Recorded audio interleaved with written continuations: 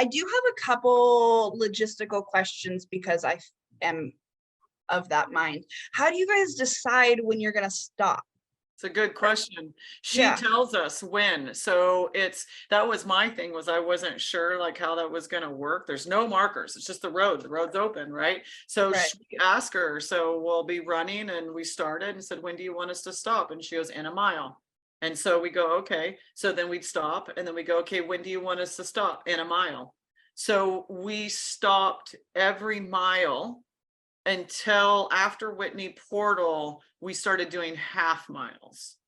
But that's given because now you're think about it in time, right? On a flatter court, whatever, she's cruising at 12-minute miles or whatever, but climbing at Whitney Portal at the very end, it was like, sorry, Julie, like 25, Right. 22-minute miles, 25, just because she's working. I mean, you're climbing, right? And it's hotter in Hades again. It's all uphill for the last. It's all uphill. You're going out, after Alabama Hills. So you think about the time. And at that time, she's like, literally, I'm pacing her and she's like, what do you want? I'm trying to like keep her fueled. And she's like, half a Pringle, literally. So before it was a full Pringle. Okay. And so I give her one Pringle, and then she was like, half a Pringle. So I literally break it in half and only hand her half, and then she would. So it really comes down to just, if that was helpful at all. Yeah, it is helpful. And I'm just like, my brain can't wrap my head around one vehicle for 3 or 4 people and all the gear to get through 100. I mean, that is some hefty packing skills. And I'm gonna guess how many places can you get ice along the way? The ice, we could get ice. I mean, you have to logistically plan it out. So Right. you're looking at what stores are open when we will get, and this is just part of it that Greg's sharing here, because when we got to LA, there were, how many Yetis did you have that you picked up, Brian? 3, 4. So we had 5. Anyways, it's a lot of things, but Julie's so flippin' organized. And then we organized the car as we went along as how it worked, right? And just like constantly, because you have a plan, and then sometimes you're like, wait, I need that thing from that other bag. You just gotta, so I'm just was like, wait, you can only have one vehicle, but if someone needs to sleep, then that's a lot of room or whatever. So yeah, it's a snug little adventure you guys run. So you really do have to like each other a lot. Yeah, I think just to add on to that, Chris talked about a flexible mindset. I guess what I'd also say is, like, everybody needs to know where everything is at. So, because somebody may be sleeping, somebody may be pacing, Julie needs a buff. Okay, the buffs are here in this bag. So everybody really needs to know that. So I think that's absolutely critical. And that was one of the keys to success. I wasn't saying I was always successful, but as the race got going, I think we all did a bang up job of knowing where things were at. And then it can't be one person knowing where the thing is. You all have to know, and then everyone's on the same page. I think Julie has always approached everything like that, even with race directing. Like I've been on, or me and Greg have been on some of the aid station sides of that. And it's like, more knowledge is just helpful. Everyone's on the same page. And I can really see how that quality translates really well to actually running these mega ultras like that. So Amy is a super fan of, what is her tagline on her? Oh my gosh, it's so cute. It's so cute. So Amy Klassen, she did this slideshow, which is great and so helpful, and gives some context to what is perceived from the event. And her tagline on her email is like, president and co-founder of the Julie Finger fan club or something like that. It was just beautiful and sweet. So she put this together. So you guys, she did trademark it. You are right. So yeah, you have to decorate the vehicles. Obviously, that's beautiful. Get a large enough vehicle. Oh, a unicorn on the front too. We Yep. love that. She Amy, went the just whole way. Yep. And you know, one of the tips I'll tell too is that all three of us packed the stuff in the car together. So it was Chris, Brian, and I, and Julie was there, of course, but like putting this, organizing how things are going to go. Like we had a junk drawer bag, right? We had clothes bag, we had clean ice bag, you know, so you organize it, and we all put, I highly recommend doing that together as a team and decorating your car before the race. Very helpful. Did I also see at one point there's a regulation like you can't use large vans or RVs or anything? Is that right?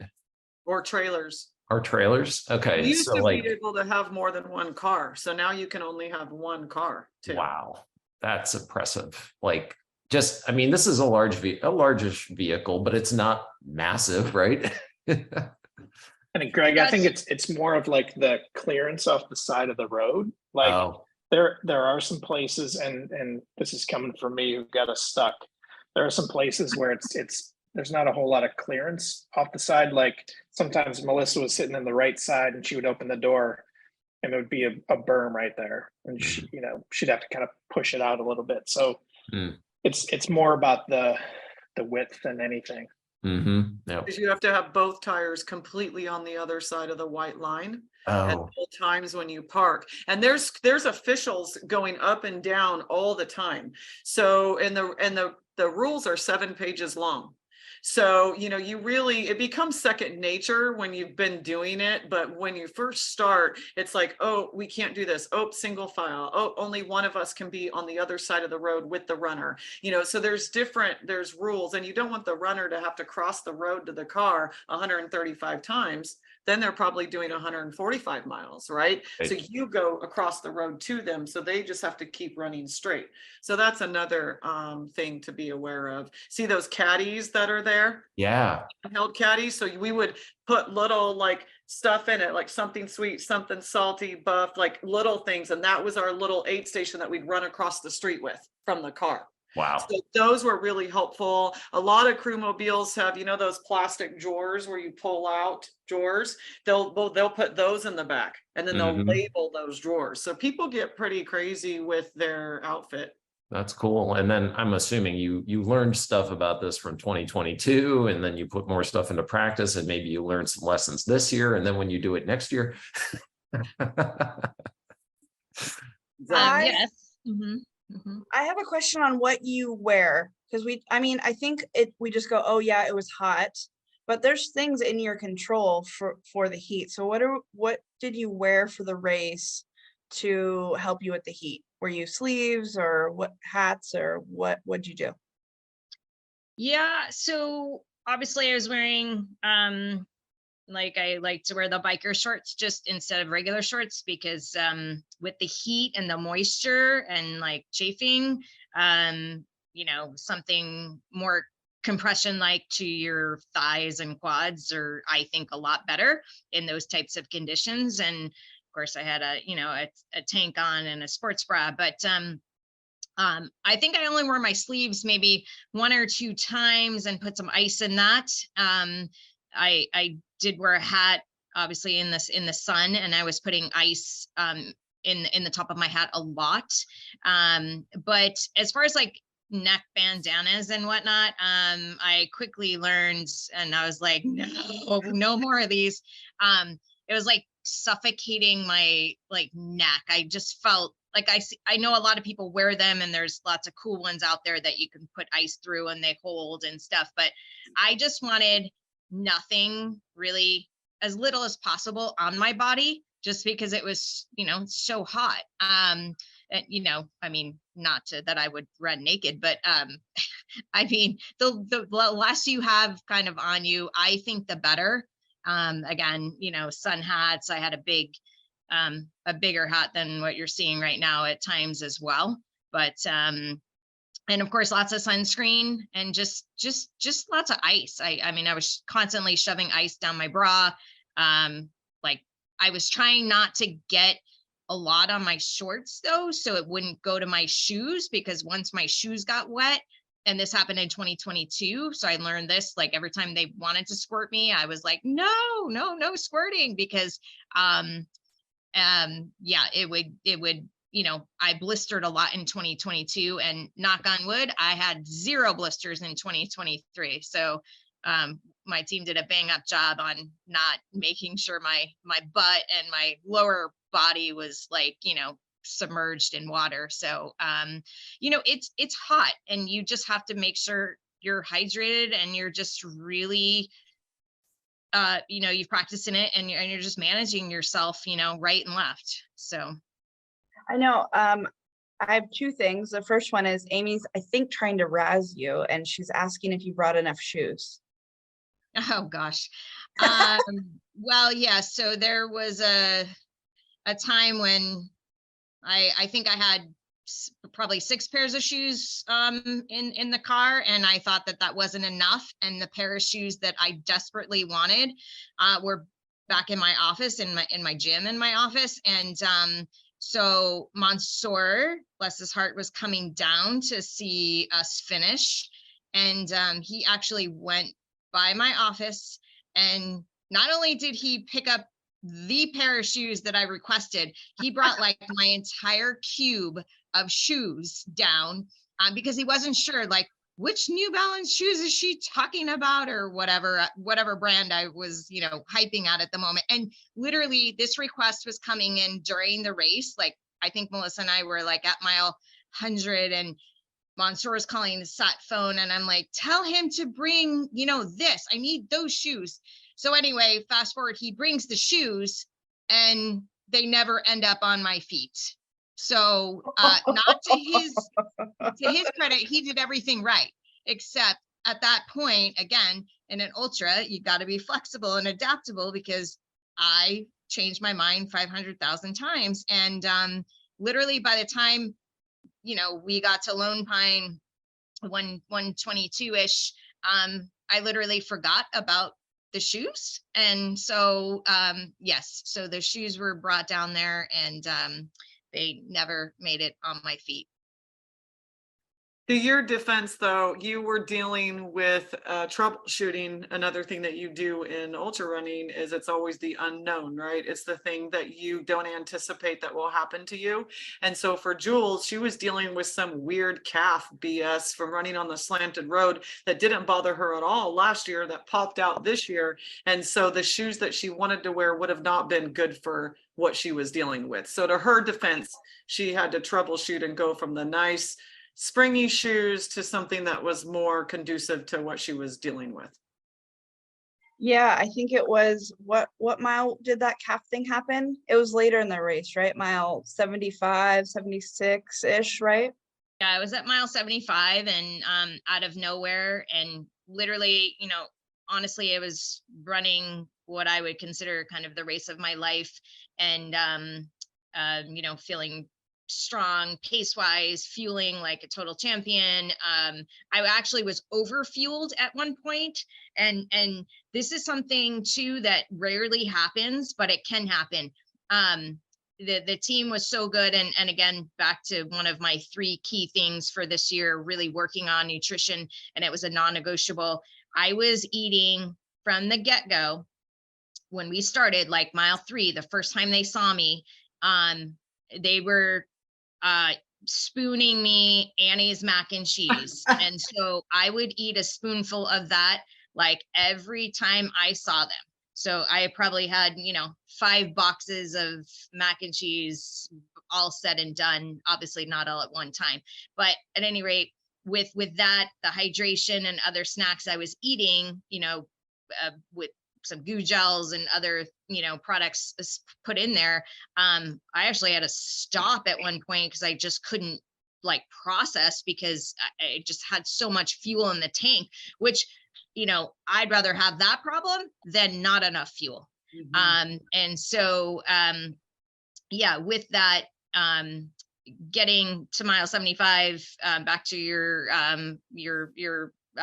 question there, out of nowhere, my gastroc muscle, the big belly muscle in your calf, like went on fire, and I had to I had to kind of back off the pace that I was doing and shorten the stride, change my mechanics a little bit. And because I could barely push off of that right side. And, you know, if I was 10 miles from the finish, I would like maybe be more reckless and just be like, whatever, I'm going to like, you know, balls to the walls, push it. But of course I still had almost 100K, if not more, to go. And so I thought, oh no, like I never thought the race was over, but I thought I'm going to have to problem solve this. And I'm going to have to reevaluate what I need to do in order to obviously to get myself to the finish line. So, you know, I had to slow down some. Yes, I was climbing in that second half. You mentioned this earlier, there's a lot of climbing, but it just, I could not get that push off power and, you know, feeling, you know, overfueled and feeling really good and feeling like I had the power, you know, mentally, but physically now my body was like telling me otherwise. So I had to kind of negotiate that for the last 100K. Yeah, so. Well, and I saw in the document that you sent over early on, you were saying a phrase that I think is valuable to the community, and it is, what can I do right now? And you don't have to be in distress, it sounds like, to be saying that. What can you do right now to make it better? So can you talk about where you heard that and how long did you actually use that for during the race? Yeah, so this, I learned this from Jimmy Dean Freeman, who's a multiple time Badwater finisher, ultra marathon extraordinaire, endurance coach, just a great person. And he actually took the time to talk with me a couple weeks out from Badwater, and I sent him a list of questions because I wanted to pick his brain. And again, one of the goals was really like learning more. Like I'm a student and I'm always learning, and I need to, you know, tap into as many resources as possible and not think like I have it all figured out and you know, I'm the master. I'm not. But anyway, he told me that phrase, and you know, I know it sounds so easy in theory and whatnot, but it was a game changer for me, honestly. And he and I were just chatting today on text, but it really, really, really helped me and helped me stay present. And I use that. No, this is no joke. I use that from the start of the race. You know, I would say really all the way to the finish. There were some lull moments where I was, you know, drunk grinning and not thinking about really anything except, you know, what I was, you know, just to keep myself upright at that point. But that was really like, instead of future tripping and worrying about, you know, my next fuel stop or where the crew was going to be, or, you know, what the next checkpoint was, all I did every 10 minutes, this is not a joke, like every 10 minutes on repeat, what can I do right now? And that would absolutely, you know, get me back to the present. And I'd be like, oh, I need to drink. Oh, I need to eat. Oh, I need to tell myself, you know, you're solid, you're strong, whatever it was. And yes, that again, that carried me for most, if not all of the race. So kudos to Jimmy Dean for let me in on his little secret there. Well, because what I'm hearing is that you focused a lot about mental toughness during this race. And then just to quote something else that you said that I think everyone needs to hear, which I think a lot of people need to hear a lot of things you say, Julie. But another thing you said is it takes courage to be okay with accepting negative stuff and embracing it and finding a way through instead of staying stuck with it. So you can be somewhere, but how do you get through it? Back to your problem solving. And what can I do right now to make it better, to get through it, to sit in the suck for a minute and then get through it. It happens. Although your crew sound like they didn't have that many suck, only got stuck. Yeah. There you go. She kept moving. You're so good. That was good. Very. What? She's got her mental execution, the mental part of the game is very strong with her. She's got natural running ability, of course, but she has a very strong mental game. Yeah, I think we all agree. Big fan. Amy, are you taking any members in that club? Because I will be there. Huge fan. Well, We are actively taking members. Feel free to apply. Send me a DM on Instagram. I'm the annoying person that's always on our social media.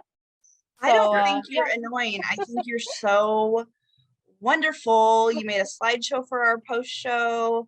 Yeah, you share all our stuff, of course. Well, always. I'm not an ultra runner. I am truly Yes. just here as Julie's fan club. So It just takes time. Yet is a good word. Not yet. I do have one other They member never of the fan end. club. Another oh, Oh my gosh. Hi, Tess. who is that, She was Brian? saying hi. This is Tess. She's 9 years old, and she needs to head to bed soon. We're 2 hours ahead of you all, so it's Oh. getting closer to her bedtime. Thank you, And Tess, Tess for is stopping Julie's by. niece, if you guys Yes. didn't catch that. So Yeah. this is Aunt Julie. So Tess admires and looks up to her aunt. Future crew member right there. Tess is an amazing athlete herself. She's a great runner, gymnast, What? all things. Yeah. Awesome. You're amazing, Tess. Thanks for coming on. Save a spot for an interview in the future. That's right. She's normally not this shy, but yeah. Well, we are wrapping up our post show. Any last things you want to share with the crew, with the world? We appreciate you guys' time from this coast to that coast. It was just fun to see everybody. I mean, Yeah. like MJ and Chris said, we had a really good crew. We had a fun crew. We had flexible mindsets, and we all communicated because stuff changes so rapidly. So it's good to see everybody. Awesome. It Me is. too, Brian. And It was my hope is that Julie runs it again next year, just so we can do it again. She could suffer through No one another get 135 bronchitis. miles. Yeah. I mean, I think Jessica and Greg, you guys always, really drive this home about the community and about everybody helping everybody. And certainly Badwater is a race that truly exemplifies that. And not only with your own personal team, but the other 100+ runners that are out there as well. And every team out there was willing to help us. We actually ran out of Coke, I think, at I one was point. just gonna and- say that. And the um, ice guy. Yeah, and this other team, they were from a different country, so Israel. They were yeah, Israeli. Israel. And they were so nice. It was like, even though I was like freaking delirious and stuff, I still was like, my heart was like still warmed by the generosity and support that we were getting. And I was very good this year. Not that I wasn't last year, but I was very cognizant, and I always want to try to be this way and say please and thank you, because it goes a long way. And I think Melissa told me at one point, like, okay, be quiet, you don't need to say this anymore, we know you're good, you're grateful for the support. But yeah, so truly like a community. And again, what Chris Gossman has kind of embodied is this Badwater family. You really, not only as the runner, but the team, really feels that way once you, get into this circus affair, and then once you, cross the finish line at the Whitney portal. Well, congratulations again on the Yeah. second finish and a PR. We will see you guys on the trail or the road or a little bit of both. Thanks, guys. Thank you all. Thanks for Bye. having us. Yeah, really appreciate it. You bet. Bye, guys. Thanks, Take Jessica. care, Thanks, Greg. everybody.